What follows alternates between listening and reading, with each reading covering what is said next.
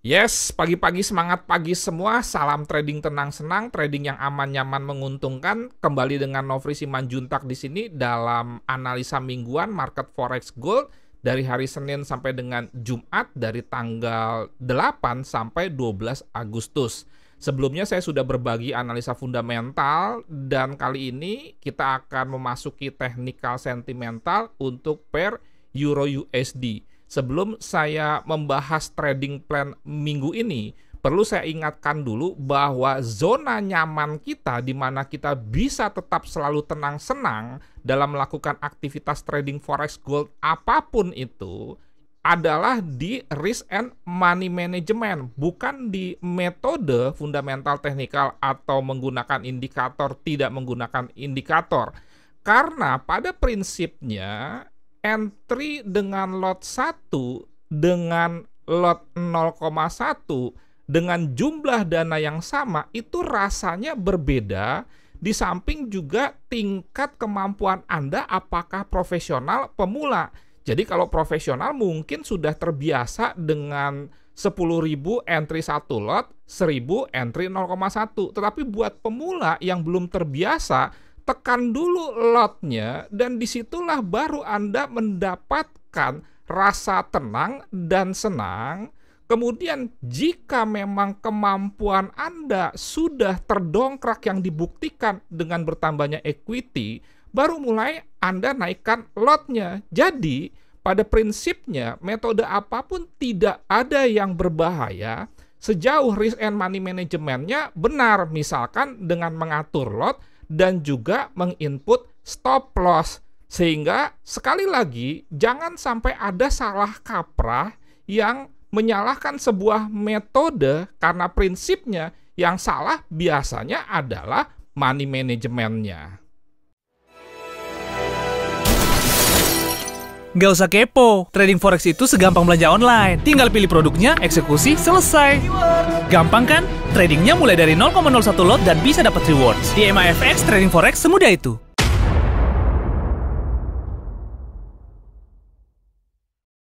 Kita mulai dari analisa sentimental dengan melihat data COT dari Bapeptinya Amerika, yaitu di web cftc.gov. Pada mata uang USD, seperti sebelum-sebelumnya tidak terlalu ada perubahan yang signifikan. Institusi besar masih dominan memegang posisi long dan di tanggal 2 Agustus bertambah sekitar 2%. Ingat, data ini sebetulnya sampai dengan hari Rabu, sehingga untuk NFP Jumat lalu ini belum berefek, di mana kita sudah tahu dan sudah saya bahas di analisa fundamental sebelumnya. Anda bisa lihat monitor Anda itu di sebelah kanan ada bulatan kecil huruf I. Anda bisa mendapatkan link analisa fundamentalnya. Untuk sentimentalnya USD, trennya itu naik. Demikian juga kebalikannya untuk euro, di mana posisi short itu kepemilikannya lebih dominan 55 banding 45%. Dengan demikian kalau kita jadikan sebuah pair euro USD, tren sentimentalnya jelas sekali ini downtrend atau bearish.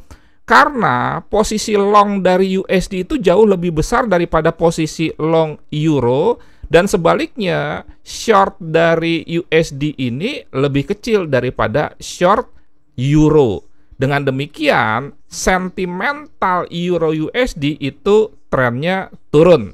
Sekarang kita memasuki analisa teknikal. Kita mulai dari DXY, dollar index, di mana dolar itu dibandingkan dengan mata uang yang lain dengan porsi terbesar 60% itu adalah euro. Pada time frame weekly itu terlihat sekali bahwa tren USD itu masih stabil naik dan tetap terjaga di atas EMA 10 yang warna biru ini. Sehingga kalau kita lihat ke depannya, belum ada tanda-tanda di mana USD akan mengalami pembalikan tren menjadi turun. Ingat, ini menguat terhadap mata uang lain tetapi bukan terhadap gold. Karena secara prinsip di dalam USDX atau DXY atau dolar indeks tidak ada gold, tetapi ini bisa juga kita jadikan acuan tentunya dengan tetap smart di dalam kita membandingkannya dengan gold.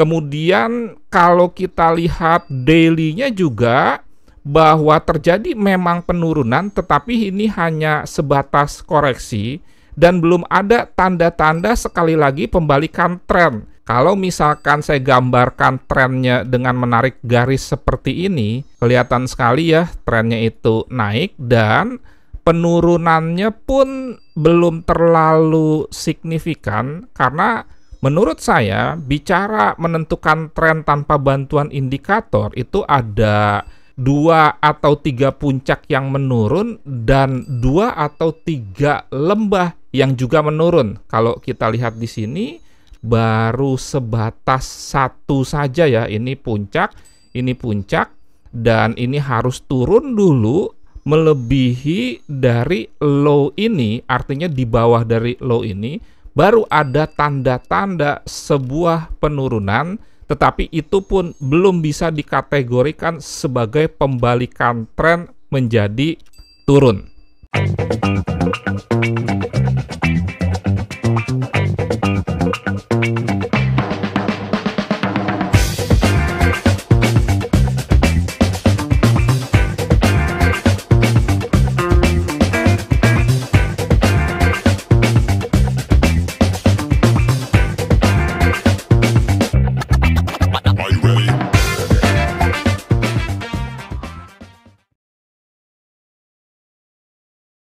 Kalau kita perhatikan di time frame daily misalkan, tren Euro USD itu turun alias dolarnya masih menguat walaupun secara fundamental ada keraguan pada saat data pertumbuhan ekonomi diumumkan minus sehingga secara teori masuk resesi ekonomi, tetapi dibantah oleh Yellen bahwa itu adalah transisi ekonomi. Di sini terlihat sebetulnya ada sebuah resisten yang menjaga Euro USD untuk tidak naik, dan ini terlihat sekali bahwa ini sebuah resisten yang kuat. Kemudian juga sebetulnya di sini terjadi yang disebut dengan sideways atau ranging, karena kalau kita lihat jumlah candle ini sampai sini, kemudian kita bandingkan juga jumlah candle ini sampai dengan ini, sebetulnya secara waktu karena ini di daily itu sama, tetapi dari sudut penurunannya atau gerakannya itu berbeda, di mana di sini turunnya jelas membentuk sudut 45 derajat, sehingga sebetulnya secara prinsip ini kita bisa jadikan sebagai sebuah area base. Karena dia daily tentunya range-nya menjadi lebih besar. Kemudian sekarang kita coba turunkan menjadi H4. Nah, ini saya sudah buat support dan resistennya dengan beberapa metode. Kalau kita perhatikan di sini saya jadikan sebagai sebuah area sell, dan ini juga sama dengan pada analisa teknikal minggu lalu ya. Di minggu lalu ada beberapa yang japri saya say thank you karena di H1 M30 entry mengingat terjadi bearish engulfing atau bearish pin bar, pola reversal di time frame yang lebih kecil, dan itu merupakan penerusan tren dari time frame H4 atau D1-nya yang turun. Saya meminta Anda untuk menyikapi dan kreatif melihat dari analisa teknikal saya ini, dan di sini saya membuat area-area support and resistance itu pasti ada artinya. Kemudian saya juga membagi 2 di dalam entry saya, yaitu pertama dengan pending order limit. Saya tidak pernah atau jarang pending order buy stop sell stop. Itu merupakan entry yang konservatif dan santai, di mana saya tidak mau sering-sering melihat chart dengan durasi yang panjang juga, dan saya juga melakukan entry by market execution, di mana itu lebih sifatnya agresif. Tambahan informasi bahwa kalau Anda ingin mengikuti Signal, welcome. Ini gratis, hanya membuka account saja dan Anda akan digabungkan dalam channel khusus peserta Signal gratis premium saat ini sebanyak 354. Di sini saya jelas sekali ada pending order minggu lalu, sell limit di Euro USD di harga 1.0450 tetapi memang tidak kejemput, dan ada juga signal-signal market execution, yaitu di sini alasannya kenapa ini merupakan area sell yang sama dengan minggu lalu adalah tentunya karena di sini terbentuk beberapa history high. Di sini saya juga membuat area sell. Kenapa? Karena ini ada history low. Kemudian kalau kita tarik lagi ke belakang, ini juga ada history low.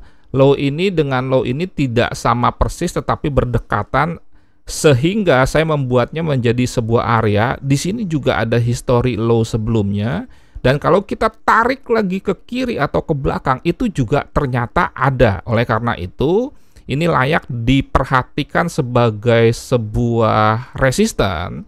Dan secara manual atau market execution, jika nanti market bergerak ke area ini dan ternyata tidak berhasil membentuk closing candle di atas 1.0365, kita bisa melakukan entry sell dengan konfirmasi H1M30 M15 terjadi chart pattern atau candlestick pattern yang disebut reversal atau pembalikan tren. Sedangkan untuk yang konservatifnya, saya melakukan pending order sell limit di sini, yaitu di 4150 ini. Ini berdasarkan pertama teori range, di mana range untuk mingguan Euro USD itu saya sudah buat semacam garis bantunya kira-kira sampai sini. Tetapi ini bukan hanya sebatas teori range saja. Di sini saya juga melihat ada bearish engulfing, sehingga saya ambil harga low di sini. Didapatkanlah 1.0415. Dengan demikian untuk lengkapnya kita sell limit di 1.0415. SL-nya itu sekitar 100 pip, berarti 1.0515, TP-nya 200 pip, 1.0215, sehingga perbandingan risk and reward atau RR-nya itu sekitar 1:2, dan itu bisa tercapai karena range dari Euro USD itu sekitar 220 sampai 230 pip per minggu. Sekian, terima kasih, semoga bermanfaat dan menjadi berkat. Jangan lupa terus dukung channel ini dengan BPJS, bayar pakai jempol saja. Kalau Anda belum subscribe, Anda subscribe. Kemudian kalau Anda ingin mendapatkan update-update video terkini, Anda bisa klik lonceng. Dan yang paling penting, Anda share supaya banyak orang yang tercerahkan, tidak babak belur di dalam memulai aktivitas trading forex dan gold.